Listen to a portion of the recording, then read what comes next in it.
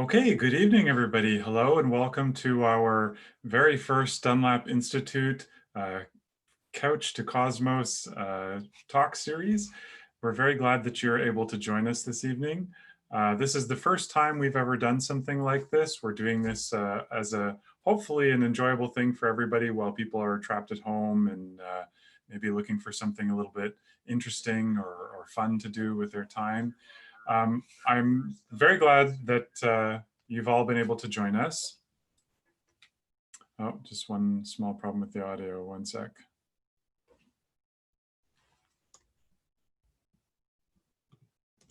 Sorry about that, minor audio problems. So tonight we're going to be talking about misconceptions about the Big Bang. My name is Michael Reed, and I'm a professor of astronomy at the University of Toronto. I work at the Dunlap Institute for Astronomy and Astrophysics at U of T, which is a research institute devoted to developing new technologies to help us explore the cosmos in new ways. We run a number of different public outreach programs. One of those is called Astronomy on Tap. That's where we get together in Toronto for some drinks and some short talks and fun things like that. And we were going to have an event like that this week, but of course, we've canceled it like everyone else has canceled their events. So we thought we would try and do something online. So I'm going to walk you through some of the big misconceptions people have about the Big Bang, but this will work really well if you have questions and you want to interact. So the way you can do that is to just type your questions into the chat window on YouTube. You should be able to see that beside the video. But please remember, try and keep your comments on topic and family friendly because there are young people watching with us. Without further ado, I'll get started. And again, feel free to interrupt at any time if you have a question. And there'll be time at the end as well if you want to save your questions until then. So the Big Bang, this is obviously one of the big topics that people are very interested in astronomy. And it's something that we get a lot of questions about as astronomers. People want to know about the Big Bang Theory and what does it mean. And for that reason, a lot of people have written a lot about it. And because partly because there are diversity of opinions and partly because it's a really tricky concept, it's easy for people to kind of get misled and to wind up believing wrong things about the theory, thinking it says things it doesn't, or thinking that mostly that it says things that it doesn't. So one really great article, if you want to follow up on this, and actually something that inspired me to talk to you about this, is a really wonderful Scientific American article. I'm showing you the cover of it here. It's called Misconceptions About the Big Bang by Charles Lineweaver and Tamara Davis. It's from March 2005, and it's written at a pretty accessible level. It should be accessible to most people.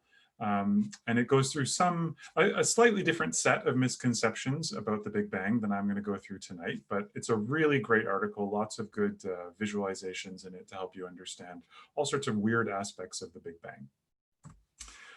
This is a tricky topic. So these same authors who wrote that article for the general public in 2005 wrote a very similar version of that article, but in technical detail for scientists. And this is a snapshot of the title page of that article. It's called Expanding Confusions, Common Misconceptions of Cosmological Horizons in the Superluminal Expansion of the Universe. So that's a big technical title, but it's an article that they wrote for other astronomers and physicists to try and help us as professionals clear up some of our own misconceptions about the Big Bang and how we think about it.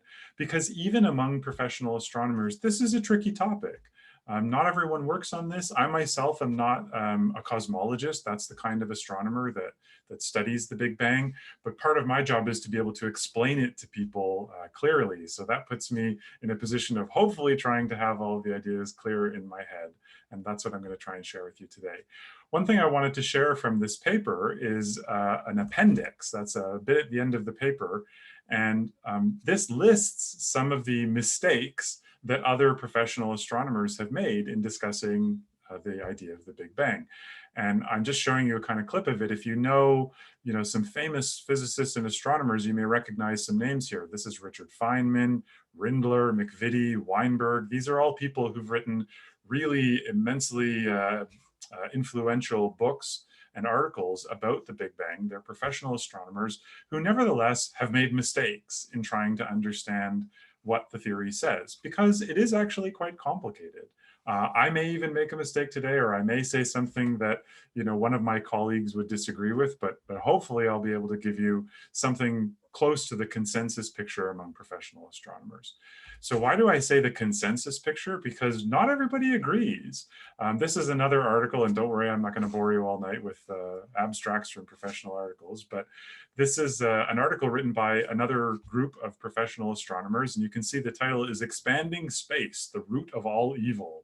So a strong statement there. And this is written by a group of astronomers who feel that this concept that I'm going to use tonight of the expansion of space is maybe itself misleading. And there are reasons why they think that, and people will agree or disagree about it. But the reason I show you this is that I want you to see that even among professional astronomers, there's room for interpretation of exactly, if not exactly what the theory says, then how we should explain the theory, how we should interpret what it actually means. So that's an interesting question. One thing that I want to learn a little bit from you, maybe you can chat some of your thoughts into the chat window, is what does the term Big Bang mean to you? When you hear this phrase, other than thinking of maybe the TV show, what does the phrase Big Bang mean to you? So when I've asked people this question before, when I ask students at the university or people in schools that I travel to, I get all sorts of different answers. And I'll show you some of the ways that people try and represent the Big Bang and see if that kind of triggers some of your own thoughts about how you think about the Big Bang. But you can feel free to jump in the chat window if you want. So we'll see if this movie will play properly for you. I'm not sure if it will work correctly over Zoom. Maybe it won't work properly over Zoom. Oh, maybe it will. Okay, so this is a movie made by astronomers at NASA representing what the Big Bang was like. And these are professional astronomers and astronomy artists who are trying to illustrate for you what the Big Bang theory says. And you can maybe see in that video, let's see if I can get it to play again. Oops. In that video, it starts off with that little kind of dot, and then the dot expands. Suddenly there's a white flash, and then there are a whole bunch of galaxies shooting around in the universe, right? And this is, not wrong in a sense, but it also has the potential to give you some misconceptions about what the Big Bang theory actually says. So if the video didn't quite work for you, here's a static image that conveys more or less the same thing. This is, again, an image made by a visualization studio at NASA. They put together the best professional visualizations of the Big Bang they can manage. And again, you see this sort of thing, this dot or blob that is exploding, and then galaxies are shooting out of it. So there is a sense in which this is correct in a way, but there are also a lot of senses in which it may leave you with a misconception about what the Big Bang theory actually says. And that's what I want to address. This is a very famous picture representing the Big Bang. It's a bit complicated. I won't go into all the details, but this is a picture you'll find in a lot of textbooks. You'll find it on the Wikipedia article about the Big Bang. It's all over the place. It, again, is made by professional astronomers working for NASA, in particular those associated with the Wilkinson Microwave Anisotropy Probe, which is what you see over here. And on this diagram, that WMAP probe is meant to represent us. That's us at Earth observing the universe. And then on the bottom of this diagram, horizontally across the bottom, is time. So over here by WMAP is today, and over here at the other end of the timeline is the beginning of the universe. And so what this diagram is trying to represent for you is the same thing that was in the movie or the previous image. You start at the beginning of time with this sort of white speck. The speck suddenly gets bigger, right? That's what you see here. You see this speck getting bigger as time passes. Then you see this kind of funny colored background there. We'll get back to that. There's a period here labeled the Dark Ages, where apparently nothing happens for a while. And then lo and behold, you get some kind of situation that results in stars and galaxies, and that's more or less what happens for the rest of the universe. You may notice as this is happening, this shape, this sort of bell shape, is getting bigger and bigger and bigger. So it starts off small, and then by the present, it's bigger. Now, there are loads of things in this picture. This is a great picture. This is why it gets reproduced in so many books. But again, it has a lot of things in it that might really confuse you about the Big Bang Theory.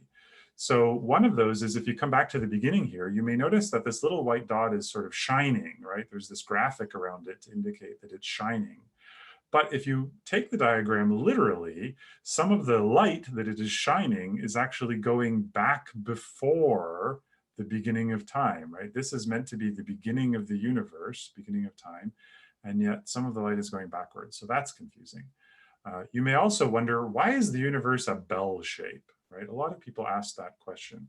So this diagram isn't meant to represent the entire universe. What it's trying to show you is one chunk of the universe, one piece of the universe, and how that piece of the universe gets bigger with time. So it starts off small over here, and then as time passes, you can see that the edges of this region get bigger and bigger. But something else that I think a lot of people are very confused about with the Big Bang that is baked into this diagram is that you start off with this little white dot and it gets bigger, but what does it get bigger into? In this picture, it gets bigger into this black void that surrounds the part of the universe that's drawn. So we divide everything into inside the universe, where all the stars and galaxies are, and then this mysterious blackness outside the universe. So these lead to some misconceptions about the Big Bang. We're going to go through all of those. So somebody says reading astrophysics for people, they're reading astrophysics for people in a hurry, which explains the Big Bang as a story. That's what first pops to mind when you think about the Big Bang. I think that's a pretty good way of thinking of it. It's a kind of story about how the universe came to be. So that's a good kind of segue to talking about what the Big Bang idea actually is. You often hear the Big Bang referred to as the Big Bang theory, right?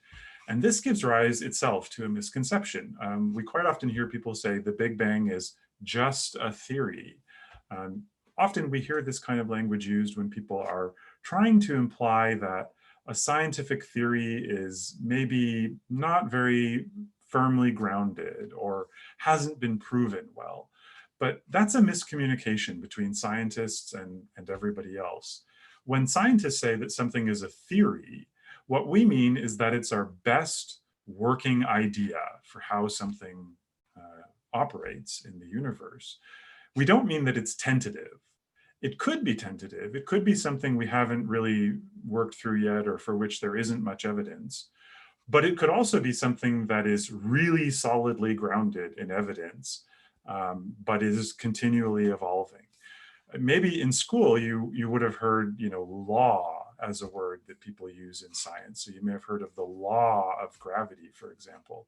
We try very hard not to use that language these days because it leads to misconceptions. So for example, Newton's law of gravity, that word law implies that somehow this rule has been fully worked out. It's perfectly supported by evidence. It will never change. But Newton's law of gravity, which is hundreds of years old, is already well established to be not quite right. It's already been superseded by Einstein's general theory of relativity, which gives a more complete picture of how the universe works gravitationally. It doesn't mean that Newton's law is, wrong. It's just not fully complete.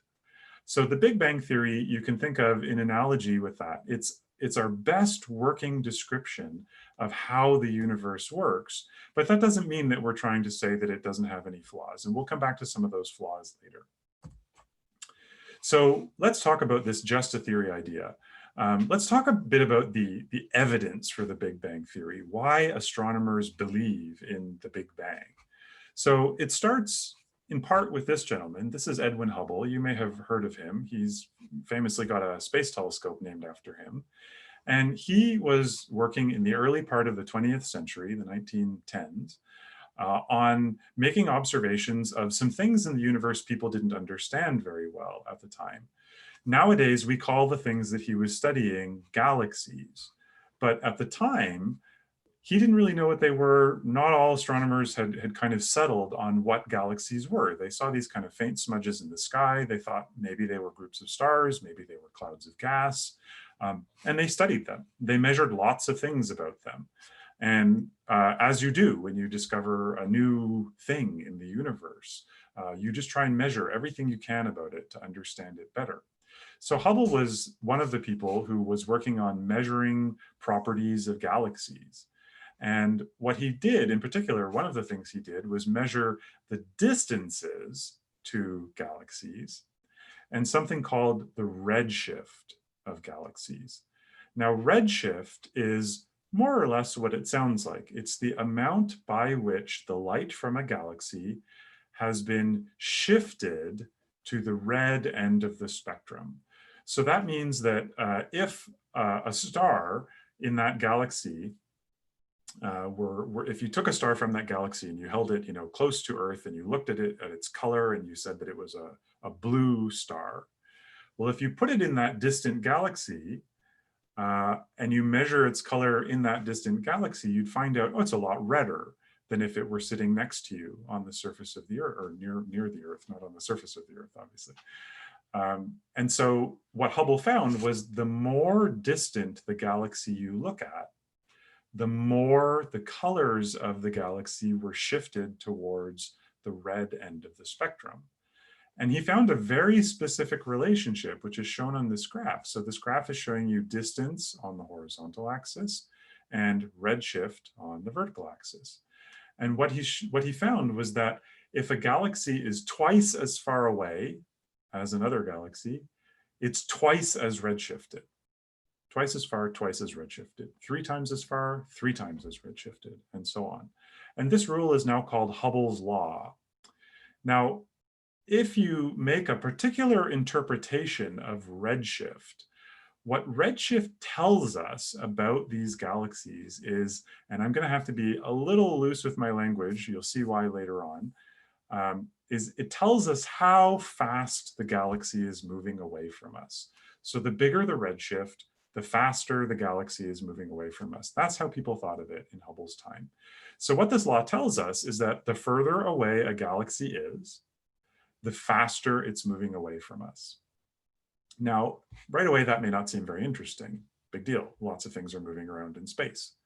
But what's really interesting about this is not that galaxies are moving away from us, but what that implies about how they were moving in the past. So if tomorrow, every galaxy will be a little bit farther away from us than it is today, that means that yesterday, it was a little bit closer to us than it is today. And the day before, it was closer. And the day before, it was closer and closer and closer and closer. The farther back you go in time, the closer galaxies get to us. Until if you rewind far enough, eventually you find that all the galaxies in the universe are compressed together into one place. And astronomers, when they recognized that idea, initially didn't like it very much. That doesn't really seem to agree with what we see in the night sky. When you look at the sky at night, you don't see that everything is rushing away from you. And you certainly don't have any sense that, in the past, everything was really close to you. We have records of people observing the sky for thousands of years. And even the ancient Babylonians didn't say, oh yes, in our day, thousands of years before today, everything was much closer. So when astronomers first discovered this, they weren't very willing to believe it. One of the first people who believed it and took it seriously was the Belgian Catholic priest, Georges Lemaitre, who realized that what this discovery implied was that the universe began, that at some point in the past, all the stuff of which the universe is currently made must have been packed together. So that gets us starting to work our way towards that dot, that kind of compressed blob you saw towards the beginning. So we can think of this using a simple analogy, often called the raisin cake analogy. So if you'll permit my bad art skills, this is meant to be a piece of raisin bread or raisin cake, if you like. And the idea with Hubble's law is the raisins are the galaxies. And what's happening in the universe is that as time passes, the cake is baking. And as the cake bakes, the dough expands and the raisins move farther apart from one another. So that's what happens as time passes. But what Lemaitre realized is that what this implies about yesterday is that yesterday galaxies were closer together, and the day before they were closer together.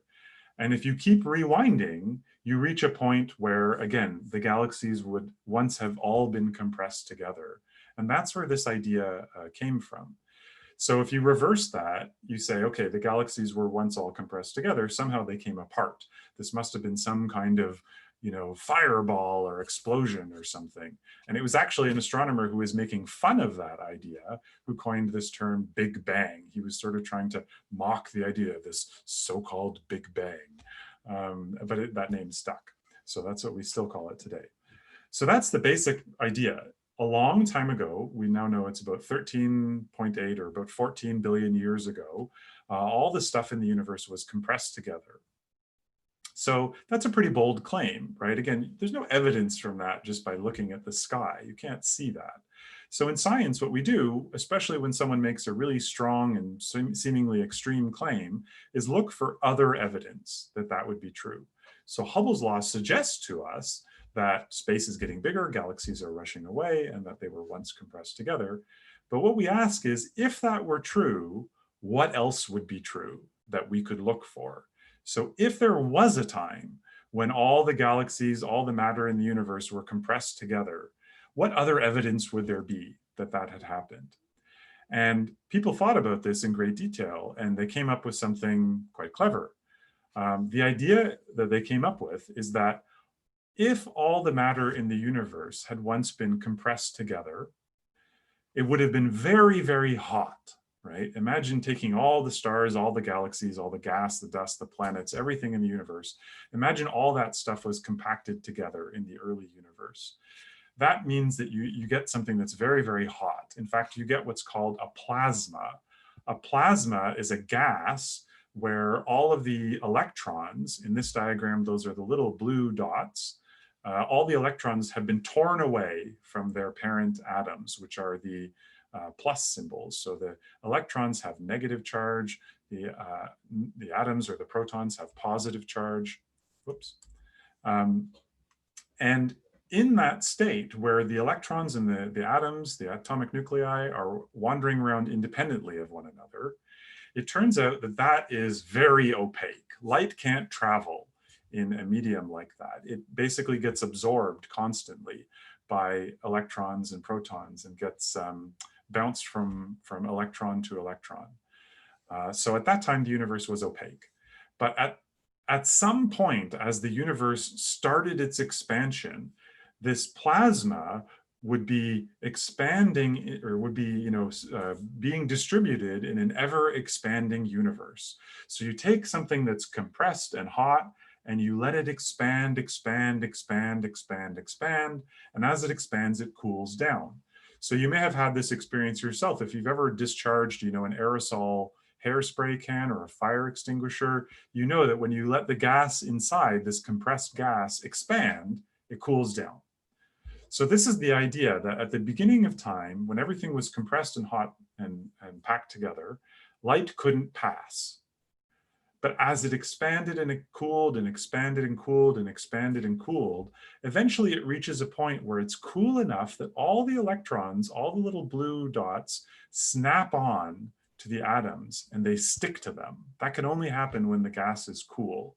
So this blue dashed line marks that transition. You start off with a hot compressed universe over here, and then it gets expands and cools, expands and cools, expands and cools, until it crosses this line. All the electrons snap on to the protons or the atomic nuclei, and then all these wiggly red lines, those are the light in the universe. It all just streams freely away into the cosmos. So somebody has a question. How was there a flash of light first, but it turned to dark ages and then back to stars? That's a great question. So we're going to come to the dark ages in just a moment. So at this point, you have this very hot, dense universe. It's super, super hot. Everywhere is like the temperature of the core of the sun, very, very hot. And then it expands and cools. At around this point, the universe would have been about the same temperature as the surface of the sun, a few thousand degrees. And then after this point, all the light from that time starts to spread through the universe without usually being picked up again. If that was true, if that light from this very hot, dense state was streaming freely through the universe, then some of it should still be around. We should still be able to look into the universe and see all the light from the time when the universe was packed into that hot, dense state. Now, again, when you look into the sky, you don't see that light. You look into the sky, you see nothing. It just looks black, except for a few stars here and there. But I'm telling you that at some point, the whole universe was the temperature of the surface of the sun and producing bright light. So what happened to it? Well, to be able to look for it, we need to understand what happens to light when it passes through space that is getting bigger. So if you send blue light, as shown in this balloon here, if you were to send blue light through space, but that space gets bigger while the light is traveling through it, what it does is stretch the light. And when you stretch light, you change what we call the wavelength. That's the distance between these sort of troughs or peaks in the shape of the waveform of the light. And that wavelength is what determines the color of the light. So if you have blue light that passes through expanding space, we go to the middle diagram after our balloon representing expanding space has blown up a bit, that light turns to a redder color, a longer wavelength. It turns orange. And then as the space keeps expanding, the red or the light turns red. And then as the space expands and expands and expands, eventually that light stops being visible light at all. It becomes infrared light, and then it can become microwaves, radio waves, on and on like that. So that light from the hot, dense state in the early part of the universe gets shifted to longer wavelengths, which means if we want to look for it, we don't look for it in visible light. So in terms of those dark ages, what happens here is that you have this initial pulse of light from the universe, and then you have not much happen. You have the universe consisting of cool gas for a very long time, and nothing is generating new light.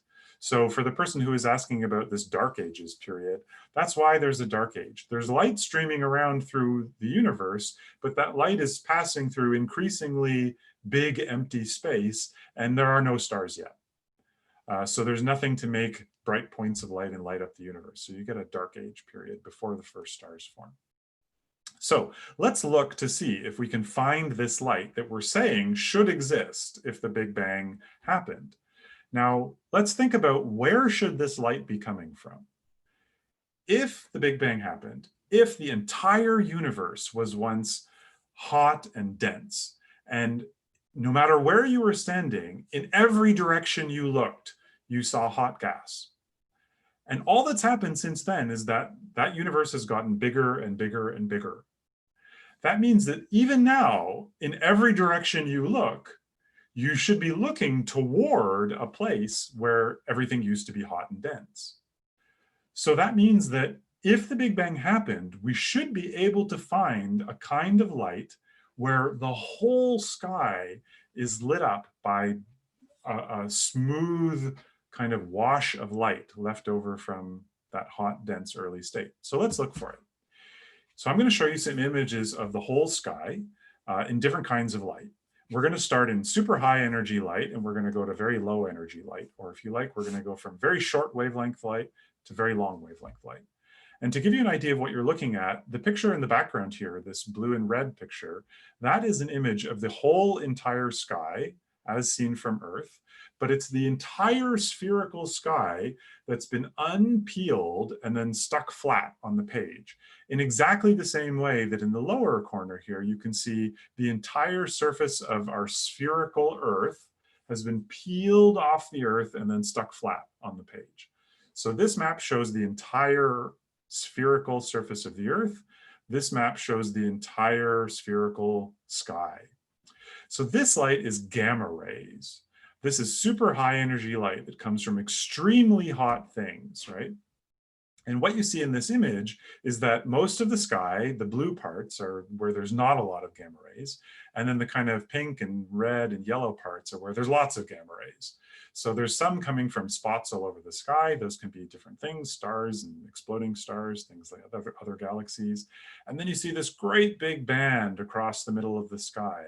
That's our Milky Way galaxy and all the stars and things in it.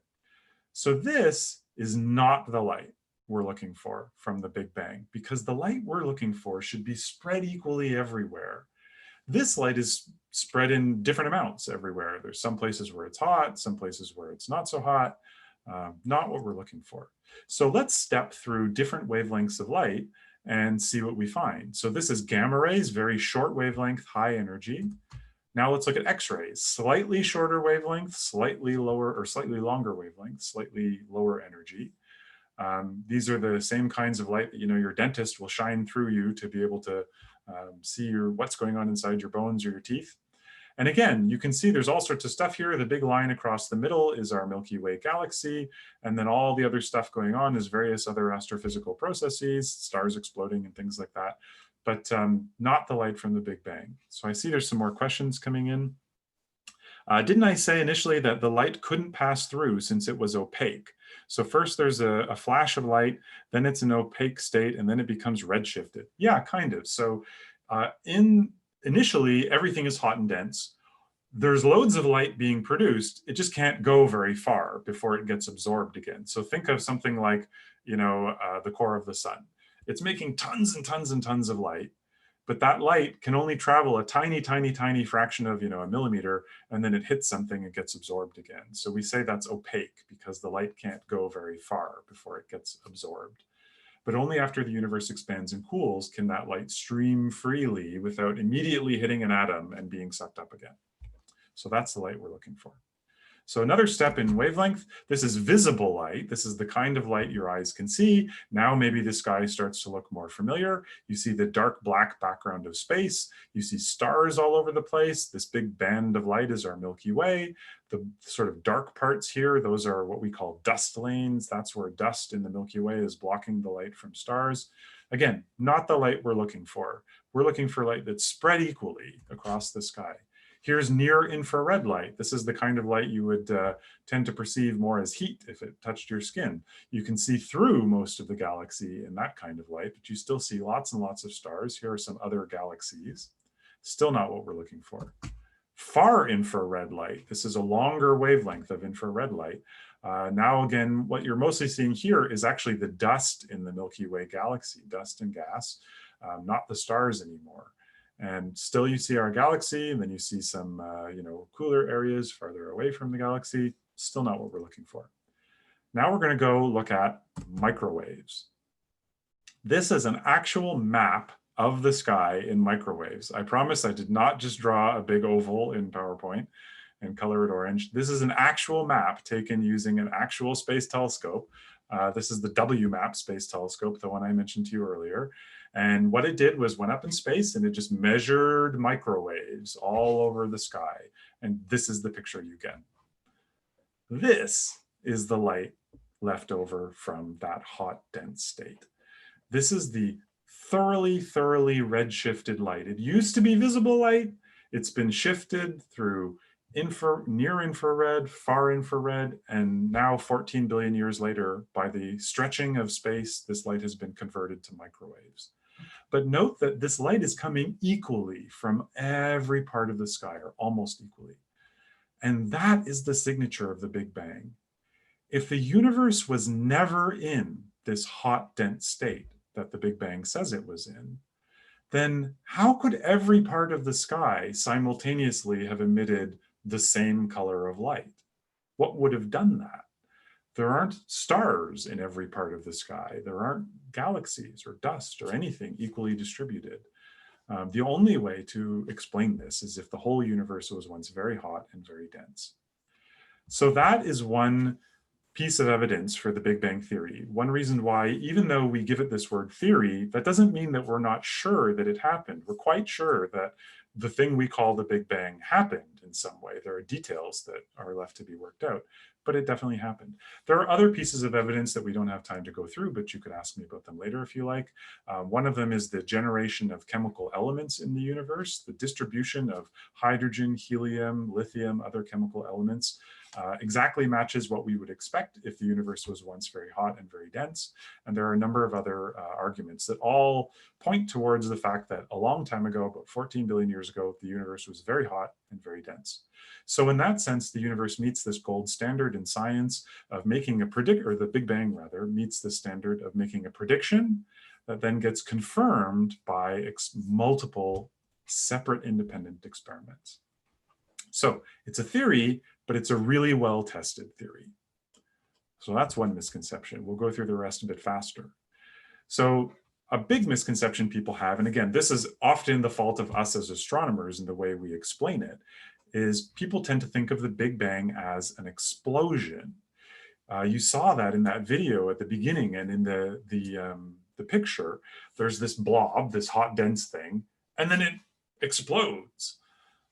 In basically the same way as, a bomb explodes. That is completely wrong. That didn't happen.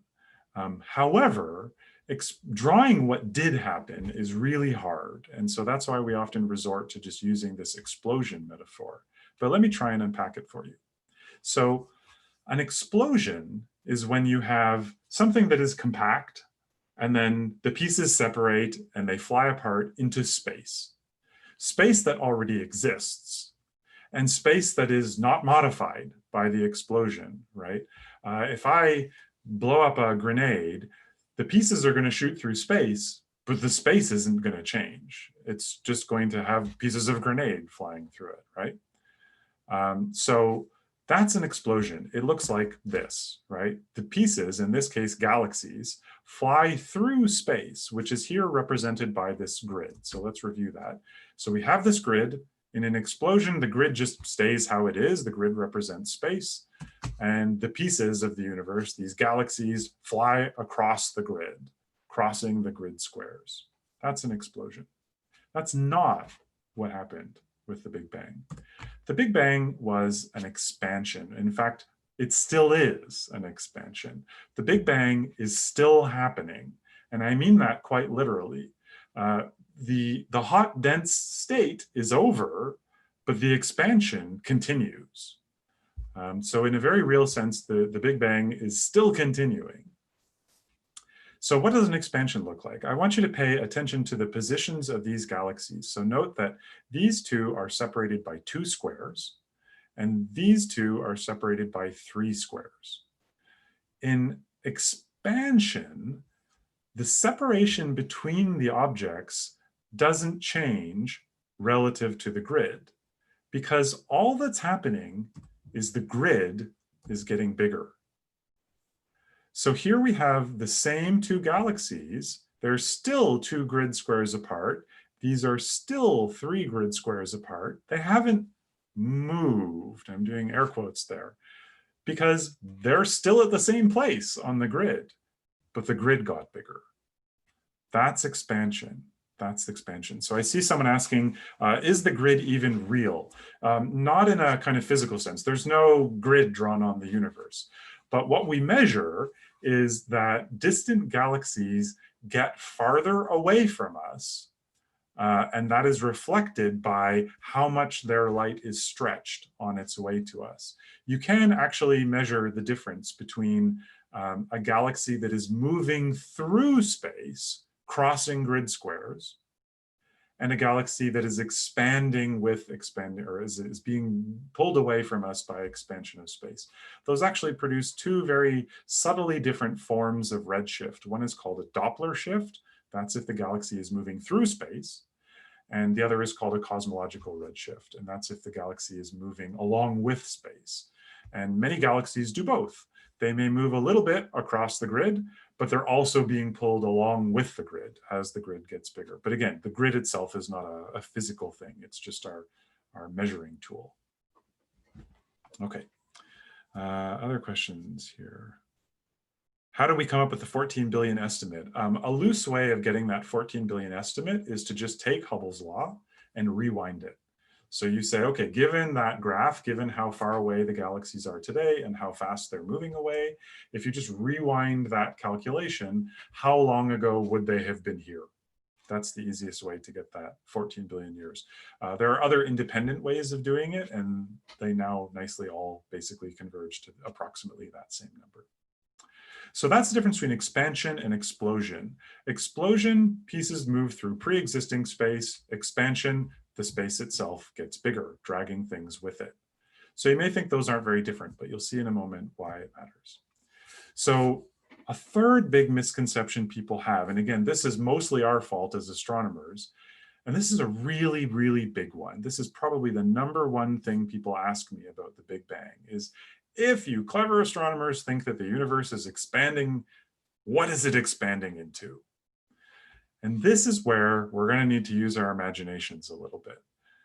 Because it's totally natural to think that when things get bigger, they have to get bigger into something, right? If you put a loaf of bread, you put your raisin cake into your oven and it expands into the oven, right? The bigger the bread loaf gets, the less space there is for other loaves of bread in your oven because that one filled the space. But that is not what the universe is like. The universe isn't this little blob that's sitting in a void, expanding into that void. The universe is getting bigger from the inside. Now, maybe you can understand, or maybe you can accept that, but to understand why it's not expanding into anything, we need to think a little bit about what shape the universe is or how it's put together. So a related misconception to this expanding into misconception is that the universe has an edge, right? We imagine that if you could get in a spaceship and fly really, really fast in one direction, if the universe is expanding, you would eventually reach the edge and you would see, okay, there's the point beyond that it's expanding into. But that is not what you would find. Even if you could do that, even if you could fly faster than the speed of light in one direction, you wouldn't find an edge to the universe. Because as far as we can tell, the universe doesn't have an edge. Now, how can that be? How can a thing not have an edge or not have an outside, right? If you think about it, if it doesn't have an edge, in a sense, it can't have an outside, because an edge is what separates inside from outside. Imagine you have a loaf of bread that has no edge at all. As far as you go in that loaf of bread, there's no edge. So we describe something with that property. One way of describing something with that property is something that is infinitely big, something that goes on forever, right? If the universe is infinitely big, if it goes on forever in every direction, it doesn't have an edge, but it can still get bigger. It can still get bigger because however big the universe is today, let's say it's infinitely big today, I'm going to multiply its size by 2 over time, right? The universe is going to expand. I'm going to make it twice as big at some point in the future. Well, what's 2 times infinitely big? 2 times infinitely big is still infinitely big. It hasn't changed the fact that it's infinitely big. It has just spread out more inside, right? That's a bit hard to accept. There's another way you can think of this. As I say, not everything that expands has to have an outside to expand into it. We can maybe use an analogy that will help make that make more sense. So one way a thing cannot have an outside is to be infinitely big, to go on forever in every direction. But there's another way a thing cannot have an outside. And that is if it closes on itself, if it sort of loops on itself. So consider the surface of the Earth. If you get in a plane, imagining we're back to the days where people are flying around, you get in a plane, start anywhere you like on the Earth, start in Toronto, fly east, and keep flying east. You got lots of fuel on your plane, just keep flying east. You will eventually just loop back to Toronto. If you just fly east around the globe, you don't reach an edge. Because the surface of the Earth closes on itself. It's a closed shape, right? It loops. Same thing if you start in Toronto and you fly north. You're just going to come back to Toronto, okay? Now, the Earth does have an edge. You're looking at it in this picture. It very obviously has an edge. It's right here. But to encounter that edge, you have to go up, right? Up to get to the edge, or down if you like. It's in the up-down direction. In east-west direction and in the north-south direction, there's no edge. Those two directions are closed.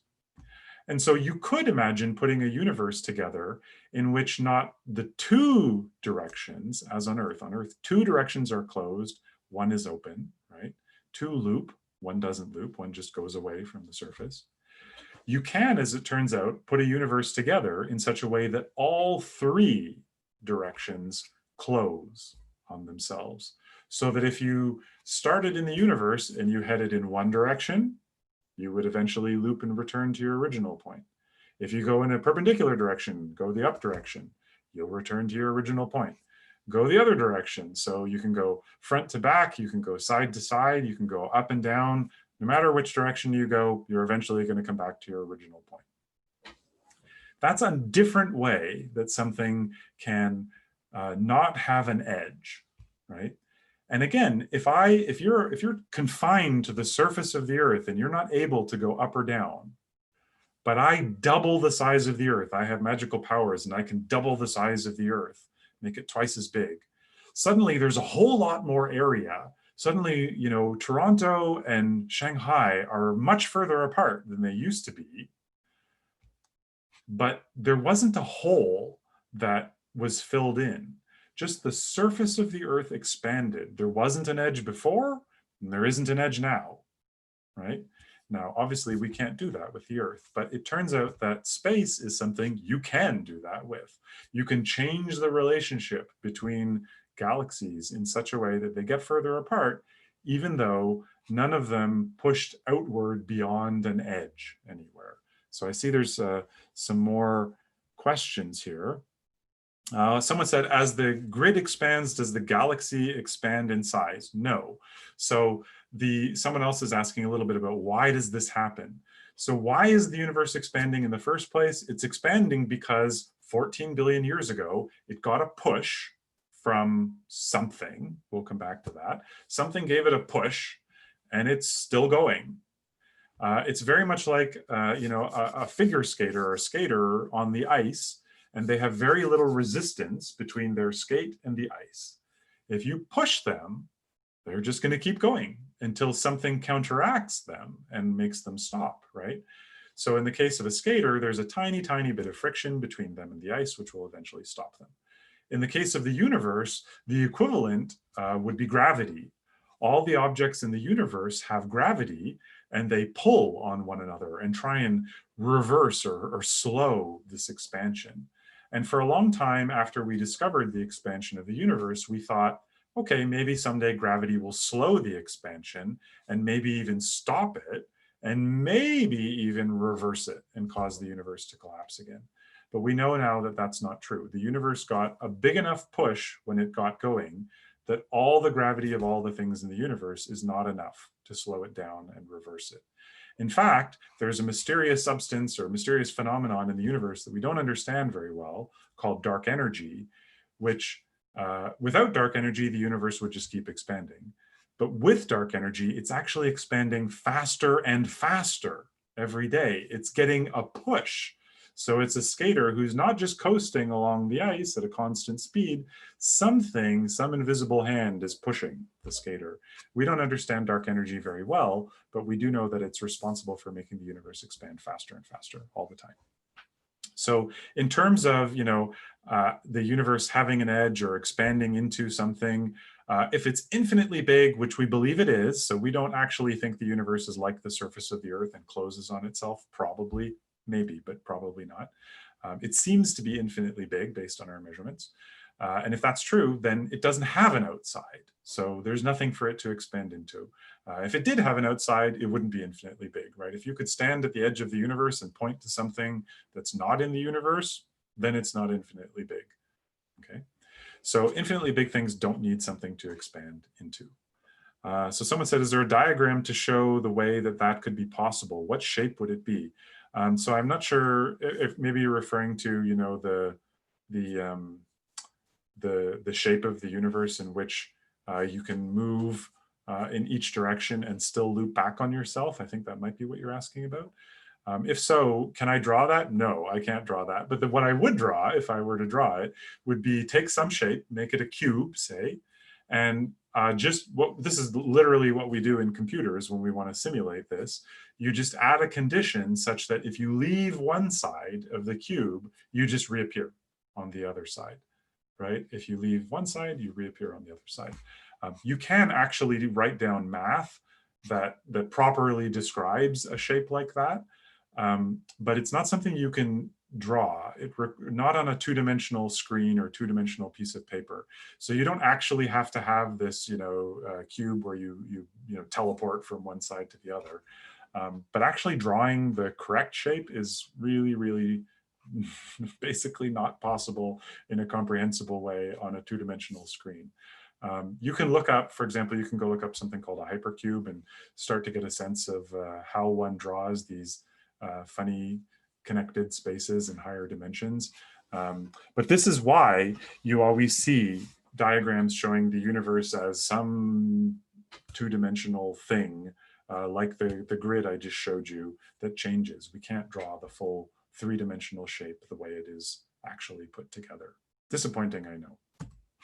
Okay, so misconception number 4, the universe began as a point that got bigger. This is sort of true, but only if you really understand the very specific way the word universe is being used here. And this again is a kind of a thing that astronomers know what we mean when we say it, but we don't usually do a good job of explaining it. So when you hear the universe began, people often say as a singularity. That's that little point, little speck you saw in all the diagrams. You imagine, well, that's the universe. I just told you the universe is this infinitely big thing. If I say that it was a speck 14 billion years ago, then you imagine, okay, take the big thing and compress it into the speck. That's not what we mean at all. But that appears to be what we mean. So you see this in all sorts of diagrams, right? Here are just a couple. This is the video I showed earlier. This is the diagram I showed earlier. Here's just another picture I found on another website. They almost all look like this. They all start with a dot. The dot is somehow meant to be the beginning of the universe, and then the dot gets bigger. But I've already told you the universe is infinitely big, or we think it's infinitely big. So how do you go from a dot to infinitely big? The answer is you don't. There was no dot, not in the way that it's drawn here. There was never a dot that was floating in a void, as you see in these diagrams. What was there? Well, to understand what there was, we need to use slightly more careful language. Something was compressed into a speck. Something was that dot, but it wasn't the universe. It was the observable universe. That's a part of the whole universe. If the whole universe is infinitely big, goes on forever in every direction, that doesn't mean that we can see or interact with the whole universe. We can only ever see or interact with a very small portion of the actual universe. And we call that portion the observable universe. And so what does that mean? This is a really tricky concept to visualize, but this is a lovely kind of piece of art that this gentleman, Pablos Carlos Badassi, made. And it does a pretty good job of explaining the idea. So we need a slight digression to understand what this diagram is showing you. So there's something you don't normally think of when you look at the sky, or indeed when you look anywhere in the world. When you look at the moon, you imagine you're seeing the moon, and you are. But what you're not accounting for normally is you're actually seeing the moon the way the moon was about a second ago when the light that you're seeing left the moon. You're not seeing the moon as it is the moment you look at it. The light from the moon took a second or so to get to you. When you look at the sun The light from the sun took 8 minutes to get to you. So you never see the sun as it is now. Every time you're looking toward the sun, which don't look actually at the sun, but you know what I mean? When you look toward the sun, the light you're seeing left the sun 8 minutes ago. When you look at Jupiter, the light you're seeing from Jupiter left Jupiter hours ago. When you look at the Andromeda galaxy, the nearest big galaxy to the Milky Way, the light from the Andromeda galaxy left that galaxy 2.5 million years ago. 2.5 million years ago. So you can't see the Andromeda galaxy as it looks now. You know, stars live and die in millions of years, some kinds of stars. So when you look at the Andromeda galaxy and you see some stars, a lot of those stars died since the light from them arrived to you, right? The universe is big and it takes time for light to pass through it. And that means that we can never see the universe as it is in the present moment. Even when I look at my computer screen, I'm seeing the light that left my computer screen a few billionths of a second ago, right? So build that idea into your picture of the universe. Imagine instead of looking at the Andromeda galaxy, which is the light takes 2.5 million years, look at a galaxy that's further away. Maybe the light from that galaxy takes 1 billion years to get to you. A further galaxy, maybe 5 billion years for that light to get to you. An even more distant galaxy, 10 billion years, 12, 13 billion years. If you look far enough away, eventually you are looking back to points in the universe where the light from those points that you are seeing left them at the beginning of time or very close to it. So think about what that means. The further away you look, the further back in time you are looking. Which means as you look farther and farther and farther and farther away from Earth with more and more powerful telescopes, you are seeing earlier and earlier points in the history of the universe. So when we use the biggest telescopes we have and we look as far back as we can, we are seeing the universe the way it was billions and billions of years ago, not the way it is today. And if we look as far as we possibly can back to that time when the universe was hot and dense, all we see is that wall of light that I showed you earlier. We call it the cosmic microwave background. And that's what this diagram is trying to show you. At the center of the diagram, here's our solar system. And then it's sort of compressing the possible views all the way to the edge of what we can see, or if you like, to the beginning of time. So as we look away from ourselves, we see distant galaxies, but also earlier points in history, earlier, until we can eventually see back to the time when there weren't any galaxies because they hadn't formed yet. Galaxies didn't exist at that point in time. And eventually we look far enough back that all we see is the cosmic microwave background. And that's true in every direction around us, okay? All the way around us in the entire sky. If you look far enough away, you just see the beginning of time. And that means that there's a limit to how far we can see. Because even if more distant parts of the universe are out there, which they certainly are, we can't see them because not enough time has passed for their light to reach us. So if there's some galaxy out there that's 500 billion light years away, that means light from that galaxy would take 500 billion years to get to us, sort of. We can't see it yet because the universe isn't old enough for that to have happened. It's only 14 billion years old, so we haven't seen light from those distant objects. And that divides the universe into observable parts, the parts that have had time to send light to us, and then parts that haven't had time to send to us. And we can't see those parts. There's nothing we can do. We can build the biggest telescope we want. It doesn't matter. There's no light reaching us from those parts yet because it just hasn't had time to get here. Okay. So that means that there are parts of the universe we can't see, and it divides the universe into observable, some finite chunks, some certain size of universe that we actually can see, and then the rest, which may be infinitely big. So it's that observable part that is a certain size. It's something like 93 billion light years across, okay? Something like that. If you take that part and you shrink it as you go back in time, right? If you imagine yesterday it was a bit smaller, yesterday it was a bit smaller, the day before a bit smaller, day before, day before, day before. You take just that part and you shrink it backwards for 14 billion years, then you wind up with the dot. Okay, the dot is the observable universe compressed until it was tiny, tiny, tiny. But that's not the whole universe. If we wanted to draw the whole universe, we would have to draw just a white sheet instead of a white dot, because the whole universe, potentially infinitely big, was all compressed into a very, very hot, dense state. Not one point, but a very hot, infinitely dense, or infinitely big, infinitely dense state.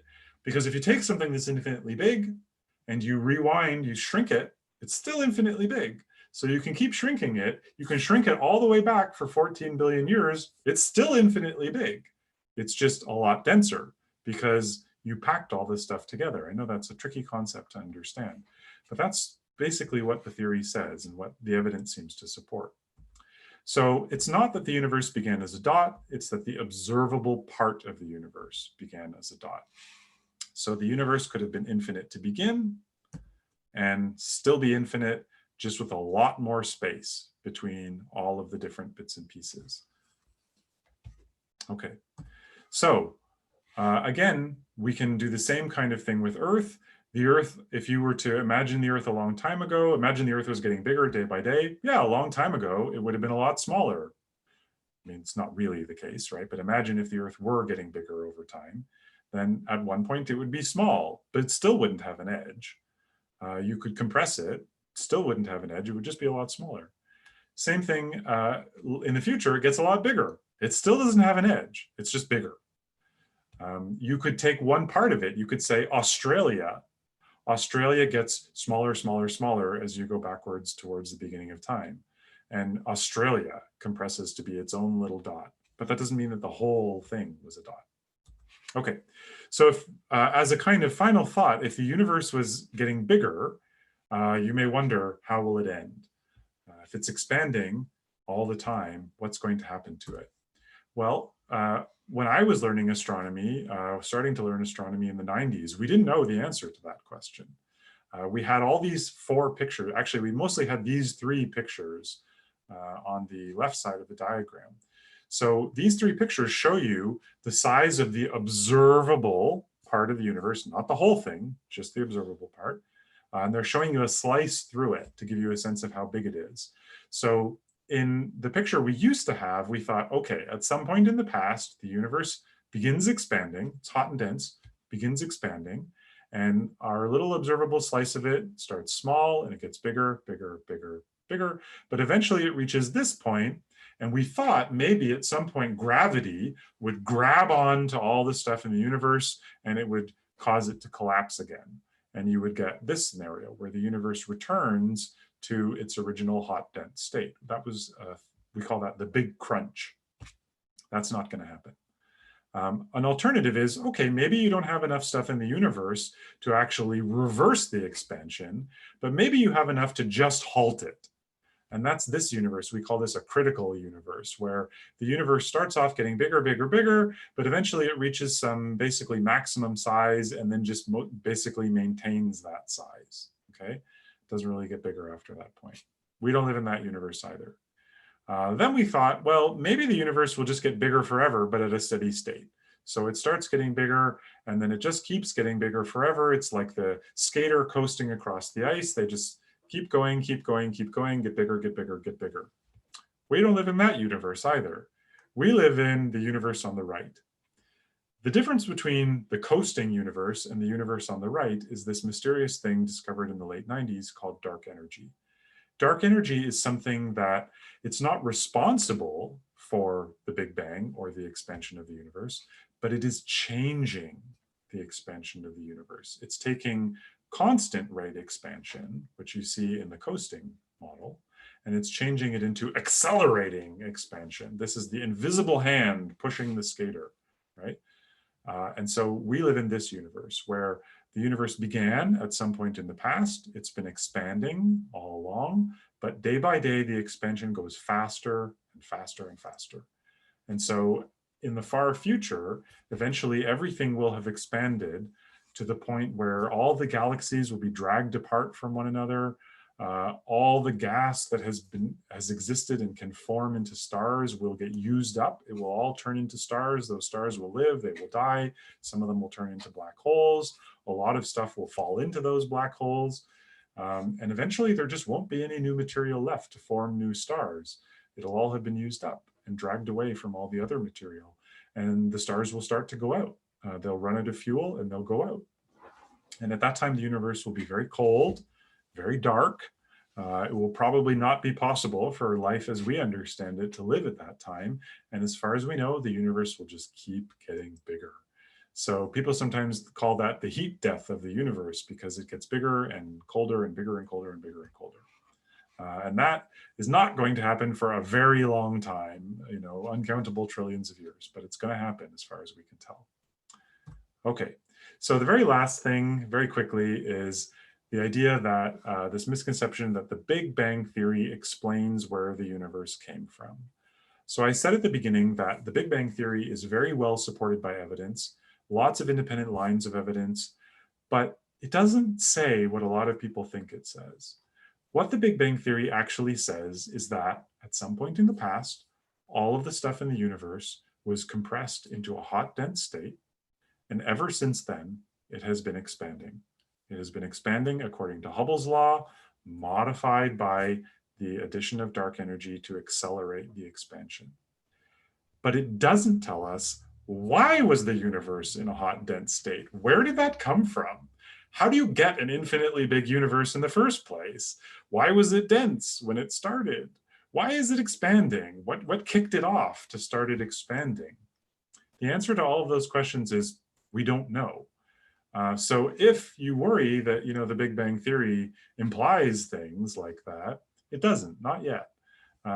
People have lots of ideas about those things, but they're not supported by evidence yet, not very strongly. Lots of great ideas, but yeah, not a lot of hard evidence. So currently, the Big Bang Theory doesn't tell us why there's a universe or where it came from or exactly what kickstarted it or what happened before that hot, dense state. Or if there even was a before, does that even make sense? Can you talk about time before that hot, dense state? It doesn't yet tell us that, but people are working on that very actively. Okay, so that's the end of what I wanted to say. I see there are some questions, so I will answer some questions for you. But if you're running short on time or you don't want to stick around for questions, then I thank you very much for coming. Again, this is something that we at the Dunlap Institute are trying to do to help people keep themselves busy and keep themselves thinking about hopefully some nice things while we're all in isolation. If you enjoyed this experience, do please let us know. Leave a comment. Please subscribe to us on our social media. You can follow the Dunlap Institute on Twitter, on Facebook, on Instagram, on YouTube. And we're going to be having more of these talks. This was the very first one. We'll be scheduling more of them, and they will appear on our Dunlap Institute webpage and on our social media. So you're very welcome to come back for more talks very soon. Now, I'm going to get to a few of the questions. So let's see what people say. As the expansion of the universe increases due to dark energy, could the fabric of space-time be ripped? Maybe. So we currently don't understand very well what dark energy is. We call it dark energy. You probably have heard of dark matter. Dark matter is also mysterious, but less mysterious than dark energy. Dark matter is some kind of matter that doesn't interact with light. It doesn't produce, it doesn't reflect or absorb or emit or anything light. And so it's not visible to us. It just ignores light. And dark energy fits into the math of astronomy in basically the same sort of way that dark matter does, and it also can't be observed. So it gets this dark moniker just because it's something that doesn't seem to produce anything that's related to light. And it's called an energy because of the way it appears in the equations of general relativity. It appears in the equations as an energy. So we call it dark energy. That kind of makes it sound like we have some idea what it is. Not really. There are a bunch of different options.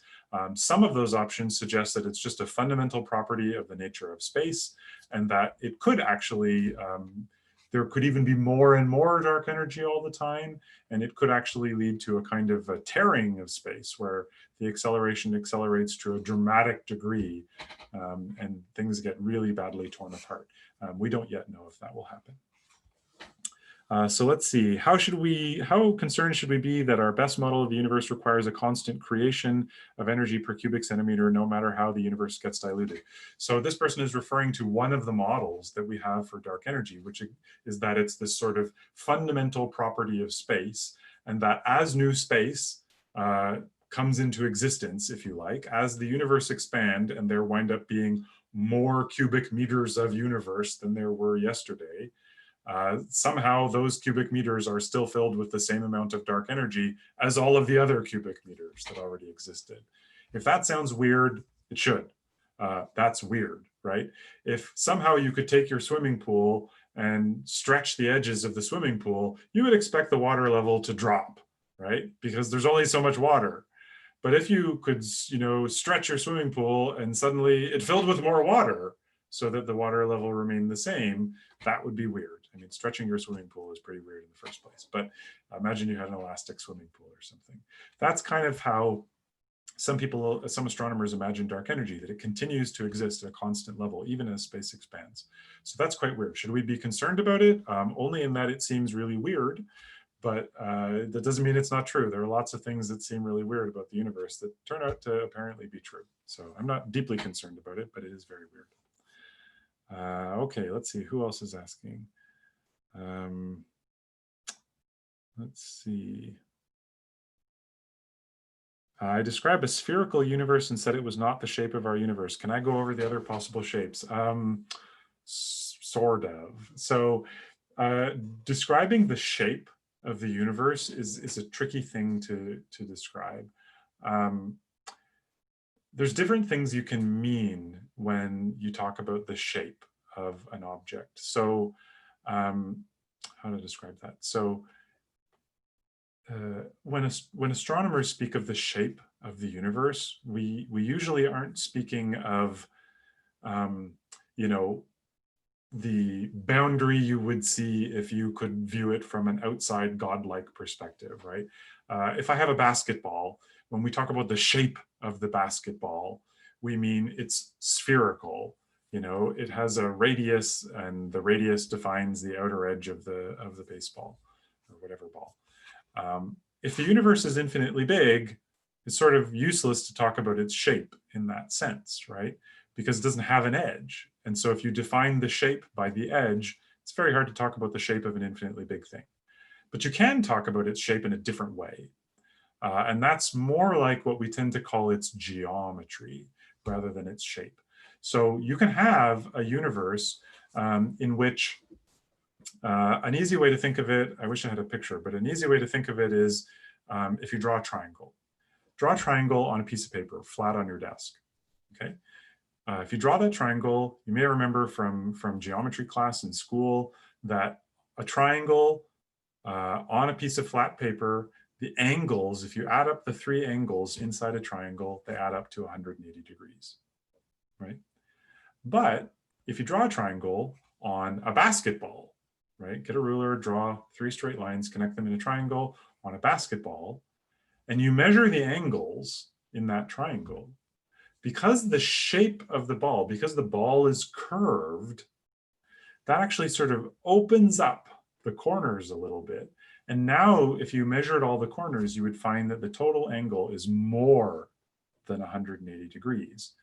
And in that sense, we would say that the surface of the basketball is spherically curved.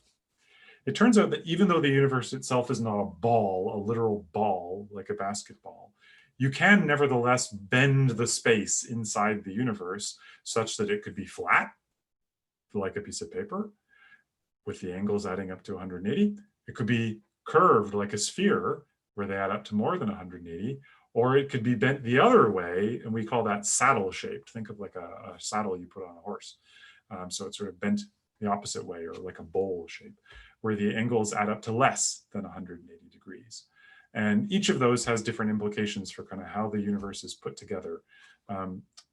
Rather weirdly, there are an infinite number of ways the universe could be ball curvature. There's an infinite number of ways it could be saddle curvature, but there's exactly one way for it to be flat. And as far as we can tell, it's flat. That's another weird thing about the Big Bang theory, is that it seems like if you just generated a whole bunch of universes, most of them would wind up being something other than flat. But ours is flat, and that's hard to explain. So people have tried different ways to adjust the theory to allow for that. So I think if I go back to the beginning, you can recover that by this over here. So you see in this diagram how the universe starts very, very small. That's the observable universe, all compressed. And then suddenly it gets really, really big all at once in very fast expansion, and then it gets bigger much slower. That very fast expansion is called inflation. That was added to the Big Bang theory a long time ago to account for the fact that the universe appears to have this kind of flatness to it. If you just take any shape and you make it really, really, really big, you stop noticing that it's not flat, right? So go out right now and try and measure a triangle in your driveway. That will prove that the Earth is a sphere. Very hard to do, right? The Earth is so big compared to any triangle you're going to draw that it's hard to tell that it's not flat. That's hopefully at least addresses your question a little bit. Let's see what else here. What was the push that was given to the universe in the beginning? Was it dark energy? No, that's really critical. That's another thing that people often wind up believing, and it makes sense, right? But it's not correct. The universe would expand even without dark energy. We don't know what that push was in the beginning, but it got a push, right? So the difference between with dark energy and without dark energy is, let's go back here.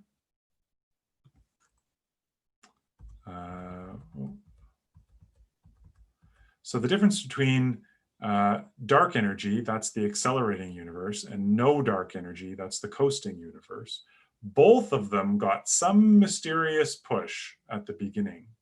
We don't know what that push is. That's, again, another thing that the theory doesn't yet account for. It's a sort of an open point in the theory. But we know that it got some kind of a push, and then dark energy came along and accelerated the push. So again, the dark energy is like the invisible hand pushing the skater across the ice, or the skater's got a rocket pack. They get a push, and then they turn on their rockets and they accelerate. But we don't know what the push was initially. Let's see, how do astronomers account for dark energy in their research if they don't know what it does? Actually, it's kind of the reverse. We do know exactly what it does, as far as we can tell, but we don't know what it is. So accounting for what it does is the reason we know it's there in the first place. Basically, we know it's there initially because people were measuring the distances to very, very distant supernova explosions way, way, way across the universe. And they found that you can imagine in these two different pictures, the distance to a very distant point is different depending on whether the universe has been expanding at a constant rate or at an accelerating rate.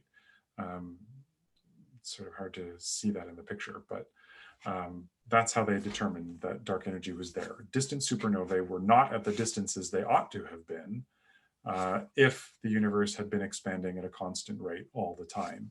And very precise measurements of that difference determined that there was something that was pushing the universe to expand faster and faster. So you can put that in the equations of general relativity. It fits really well, but we're still left with this uncomfortable question of, yeah, but why? What is it? Why is it there? How much of it is there? Is there going to be more of it later? Is there going to be less? The same amount? We don't know. There's a bunch of telescopes being built right now to try and solve that particular question. Does that mean that the density of the observable universe didn't change between the start of the Big Bang and now? No, definitely the density changed. So at the beginning of the universe, when it was all hot and dense and compressed, it was all very, very dense, you know, almost infinitely dense. But now, every day as it expands, the amount of stuff, exclusive of dark energy, so the amount of stars and gas and dust and dark matter, all of that is remaining constant. No new matter is coming into existence. So that means every day the same amount of matter is spread out over a much larger area, much larger volume of space. And so the density goes down, down, down all the time. Let's see. Other questions. Oh, there's one back I didn't get to answer. Is it possible that one day we can wake up to a dead star's energy coming toward us? I think you might be thinking of like a supernova, a star exploding. No, not for the immediate future. That can happen in other parts of the universe. When stars blow up, they can definitely threaten planets. That certainly happens elsewhere, but we've studied all the stars that are close to us, and none of them is in imminent danger of blowing up. In the far future, yes, but not for many, many, many years, hundreds of thousands of years minimum. Okay, anything else? I think that may be all the questions. Yeah, I don't see any more new questions. So again, I will thank you very much for coming. I'm glad that some people have enjoyed that. Again, pay attention to our website and our social media. We're going to be doing more of these. If there are topics you're really interested in, please drop us a line on social media, and we'll be happy to try and find an astronomer who can talk to you about that topic. If you have children and you'd like them to get more, kid-appropriate lessons, you can go to discovertheuniverse.ca. On Discover the Universe, we're running daily lessons for 8 to 12-year-olds. They're 30 minutes long. You can find them on the Discover the Universe YouTube channel or on the Discover the Universe website. They're offered every day in both English and French, as long as everyone is in isolation, and who knows, maybe beyond. Okay, well, thank you very much, everybody. I hope you all stay safe. I hope you have a great night. I will see you again sometime soon, I hope. Take care.